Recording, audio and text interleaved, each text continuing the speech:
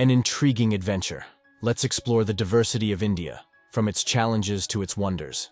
Surely you've seen videos about Indian street food and wondered, do they really eat that? Well, today you'll have the answer to that question and much more. India is one of the few countries where people carry water every day. They need to bathe, but they can't use shower water because of severe water contamination issues. Water is key. Always opt for bottled water and avoid ice in your drinks. When choosing food, pick places with good reviews and ensure that it is well cooked so you can safely enjoy delicious Indian food. Many tourists, after visiting India, have shared testimonies of extreme difficulties related to food and hygiene in the country. But could you spend a few days there? By the end of this video, you'll know the answer. First and foremost, it's crucial to maintain good personal hygiene. Make sure to carry essential items like soap, hand sanitizer, and wet wipes. Remember to wash your hands regularly, especially before eating. Today we'll explore a question that many foreigners ask. Why is India such a dirty country? First, it's important to recognize that India is an extremely diverse country in every aspect, including its population, culture, and traditions. Of course, the country is not a wasteland. There are excellent tourist spots there, and some of them are ranked among the most beautiful in the world. These tourist places are great to visit. The first of them is Kerala, known as God's own country. Kerala is famous for its beautiful beaches, lakes, canals, and mountains. The second is known by many people. It's the Himalayas. The mountainous region of northern India offers some of the most spectacular views in the world, including the Kashmir Valley and Ladakh. Many years ago, the sea was part of the Himalayan range, which is located in Asia and spans other countries like Nepal, China, Bhutan, Afghanistan, and India. Due to environmental changes over time, the sea receded and left the crystal layer, which is the famous salt we know. The third is Kanyakumari, the southernmost point of India, where the Indian, Arabian, and Bengal Oceans meet. This place offers spectacular views for people looking to travel to India and learn about its culture. It's one of the best options. The majestic Taj Mahal in Agra, an architectural gem and a symbol of eternal love. Built in white marble, this mausoleum is a masterpiece of art and engineering. Now we leave Agra and head to Jaipur to explore the Amber Fort, an impressive fortress that rises in the Aravalli Hills. Its architecture and panoramic views are simply stunning. India is also known for having many problems with rare diseases and anomalies. This has an explanation, as in some parts of India, marriages between relatives are still common practices. This can increase the risk of recessive genetic diseases, which manifest when a defective gene is inherited from both parents. Of course, contaminated water and food also contribute significantly, as do other factors. India has the highest population in the world, with over 1.428 billion inhabitants. In April 2023, the country surpassed China, creating challenges in terms of waste management and infrastructure.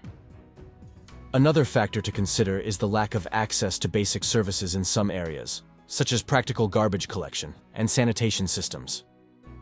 This leads many communities to improperly dispose of garbage, contributing to the dirtiness of streets and rivers. Speaking of rivers, there's a somewhat strange story related to the Ganges River, one of the most important and iconic rivers in India. For practitioners of Hinduism, it has a religious and mystical character. But be careful. If you're not from there, don't immerse yourself in its waters. Being washed with the waters of the Ganges means the purification of souls, and bodies are burned on large pyres. Being cremated on the banks of the Ganges means the conclusion of the life cycle, as it frees the person from reincarnation. After cremation, the tradition is to throw the ashes into the river. The strange part is that not all bodies are cremated.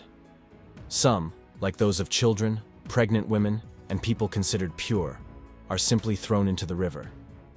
Yes, they throw corpses into the water they drink and use for bathing. Cows, considered sacred to Indians, also meet this fate. We understand this may be part of their culture, but throwing bodies into the river is extremely strange. Don't you think? We cross the Ganges River to reach Rishikesh, home to spiritual seekers and yoga lovers. The Laxmanjula Bridge is a highlight, offering impressive views of the mountains and the river. During the COVID pandemic, Decomposed bodies were found on the banks of the river in the village of Gamar in Uttar Pradesh, some being devoured by wild dogs and crows. However, it's important to note that many Indians are aware of the problem and are taking steps to combat it. Throughout the country, volunteers, non-governmental organizations, and even the government are working to raise awareness about the importance of cleanliness and to implement street cleaning programs. Additionally, some regions in India are adopting creative solutions, such as incentives for recycling and initiatives to reduce the use of disposable plastics. Awareness and education are crucial to changing the culture regarding cleanliness. It's important to remember that India is a country in constant evolution, and the issue of cleanliness does not define the nation as a whole. India is also a place of incredible beauty, rich history, and welcoming people. The cleanliness and sanitation situation in India is a complex and multifaceted issue that can vary considerably between urban and rural areas. In tourist areas, cleanliness is often a priority since tourism plays a significant role in India's economy. Great efforts are made to keep tourist spots clean and pleasant for visitors. This is because India is a very poor country due to its immense population.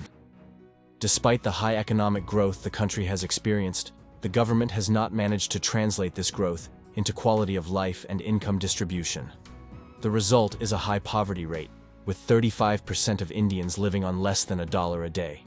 But what we can notice so far is that India is a dirty country due to the lack of guidance. The dirtiest parts are found in poorer regions, where education and schooling are of low quality.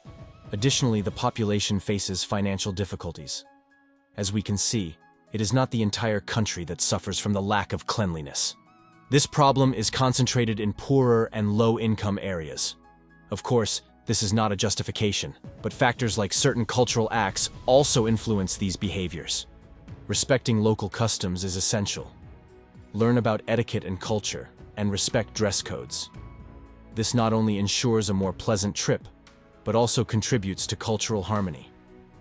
When tourists arrive at the bustling Delhi airport, women dressed in vibrant saris approach with friendly smiles and welcoming gestures. The women apply tilaka on the tourist's forehead as part of the welcome ceremony. This mark symbolizes a blessing and good fortune during your stay, and sometimes they invite the tourist to their home for a homemade meal, sharing stories about Indian culture while enjoying the food. For their culture, food is a form of connection and love, and they hope you feel at home. From the Taj Mahal to the backwaters of Kerala, India offers a unique mix of history, spirituality, and natural beauty.